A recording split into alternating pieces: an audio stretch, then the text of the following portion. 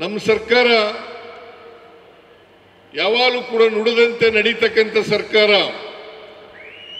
ಕೊಟ್ಟ ಮಾತನ್ನ ಉಳಿಸಿಕೊಳ್ತಕ್ಕಂಥ ಪ್ರಯತ್ನವನ್ನು ಮಾಡ್ತೇವೆ, ನುಡಿದಂತೆ ನಡೀತೇವೆ ಅಂತಕ್ಕಂಥದನ್ನ ಈಗಿನಿಂದ ಅಲ್ಲ, ಯಾವ್ಯಾವಾಗ ಕಾಂಗ್ರೆಸ್ ಸರ್ಕಾರ ಅಧಿಕಾರಕ್ಕೆ ಬಂದಿದೆ ಆ ಎಲ್ಲ ಕಾಲದಲ್ಲೂ ಕೂಡ ಭರವಸೆಗಳನ್ನು ಈಡೇರಿಸತಕ್ಕಂಥ ಪ್ರಯತ್ನವನ್ನ ಮಾಡಿದ್ದೇವೆ.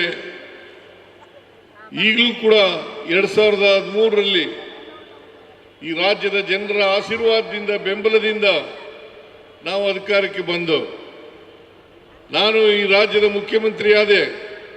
ಸುಮಾರು 165 ಭರವಸೆಗಳನ್ನು ಅವತ್ತು ಕೊಟ್ಟಿದ್ದು. ಆ ಭರವಸೆಗಳಲ್ಲಿ 158 ಭರವಸೆಗಳನ್ನು ಈಡೇರಿಸಿತು ಅಂತಕ್ಕಂಥದನ್ನು ತಮಗೆ ತಿಳಿಸಲಿಕ್ಕೆ ಬಯಸ್ತಾ ಇದ್ದೇನೆ. ಅದಲ್ಲದೆ ನಾವು ಪ್ರಣಾಳಿಕೆಯಲ್ಲಿ ಹೇಳದೇ ಇದ್ದಂತ ಸುಮಾರು 30 ಫ್ಲಾಗ್ಶಿಪ್ ಪ್ರೋಗ್ರಾಂಗಳನ್ನು ಮಾಡೋದು. ಇದು ನಮ್ಮ ಜನತೆಗೆ ಕೊಟ್ಟಂತ ವಚನಗಳಲ್ಲಿ ನಾವು ಹೇಗೆ ಈಡೇರಿಸಿದ್ದೇವೆ ಅಂತಕ್ಕಂಥದನ್ನ ತಮಗೆ ತಿಳಿಸಲಿಕ್ಕೆ ಬಯಸ್ತಾ ಇದ್ದೇನೆ. ಹಾಗೇನೆ ಎಲ್ಲ ಕಾರ್ಯಕ್ರಮಗಳನ್ನು ಸುಮಾರು 5 ವಚನಗಳನ್ನು ನಾವು ಜನರಿಗೆ ಕೊಟ್ಟಿದ್ದು. ಆ 5 ವಚನಗಳನ್ನು ಈ ವರ್ಷನೇ ಈಡೇರಿಸ್ತೀವಿ ಅಂತ ಹೇಳಿದ್ದು. ಆ ಗ್ಯಾರಂಟಿ ಯೋಜನೆಗಳನ್ನು ಇವತ್ತು ಈಡೇರಿಸಿದ್ದೇವೆ ಅಂತಕ್ಕಂಥದ್ದನ್ನು ನಾವು ತಮಗೆ ತಿಳಿಸಲಿಕ್ಕೆ ಬಯಸ್ತಾ ಇದ್ದೇನೆ. ಗ್ಯಾರಂಟಿ ಯೋಜನೆಗಳು ಶಕ್ತಿ ಯೋಜನೆ, ಗೃಹಲಕ್ಷ್ಮಿ ಯೋಜನೆ, ಗೃಹ ಜ್ಯೋತಿ ಯೋಜನೆ, ಅನ್ನಭಾಗ್ಯ ಕಾರ್ಯಕ್ರಮ, ಯುವ ನಿಧಿ ಕಾರ್ಯಕ್ರಮ, ಎಲ್ಲ ಕಾರ್ಯಕ್ರಮಗಳನ್ನು ಕೂಡ ನಾವು ಅಧಿಕಾರಕ್ಕೆ ಬಂದ ಒಂದೇ ವರ್ಷದಲ್ಲಿ ಇವನ್ನ ಜಾರಿ ಮಾಡಿದ್ದೇವೆ ಅಂತಕ್ಕಂಥ ಮಾತುಗಳನ್ನು ಹೇಳಲಿಕ್ಕೆ ಬಯಸ್ತಾ ಇದ್ದೇನೆ. ನಾವು ಇವುಗಳನ್ನು ಘೋಷಣೆ ಮಾಡಿದಾಗ ವಿರೋಧ ಪಕ್ಷದವರು ಹೇಳಿದರು, ಇವುಗಳನ್ನು ಜಾರಿ ಮಾಡಲಿಕ್ಕೆ ಸಾಧ್ಯ ಇಲ್ಲ. ಈ ದೇಶದ ಪ್ರಧಾನಮಂತ್ರಿ ಆದಿಯಾಗಿ ಅವರೂ ಕೂಡ ಹೇಳಿದ್ರು, ಇವನ್ನ ಜಾರಿ ಮಾಡಲಿಕ್ಕೆ ಸಾಧ್ಯ ಇಲ್ಲ.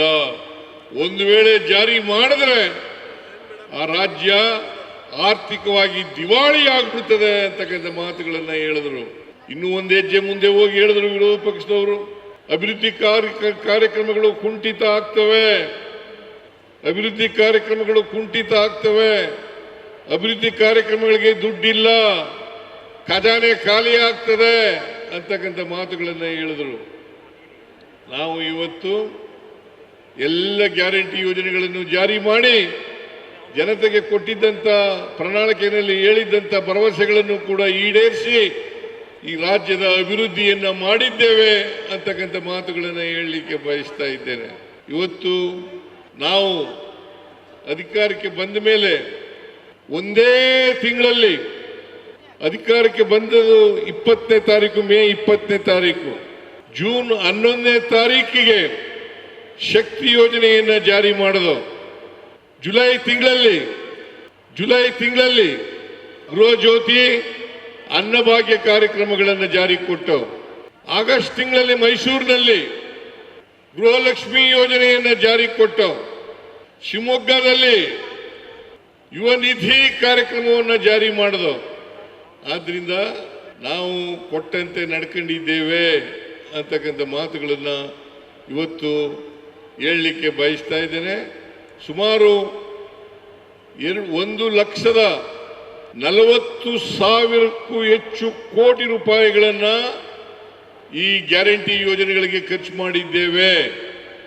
1,40,000 ಕೋಟಿಗೂ ಹೆಚ್ಚು ಹಣವನ್ನು ಗ್ಯಾರಂಟಿ ಯೋಜನೆಗಳಿಗೆ ಖರ್ಚು ಮಾಡಿದ್ದೇವೆ. ಇದರಿಂದ ನಮ್ಮ ನಾವು ಜನರಿಗೆ ಏನು ಹೇಳಿದ್ದು, ನಾವು ಸಂವಿಧಾನದ ರೀತಿಯ ನಡ್ಕೊಳ್ತೇವೆ,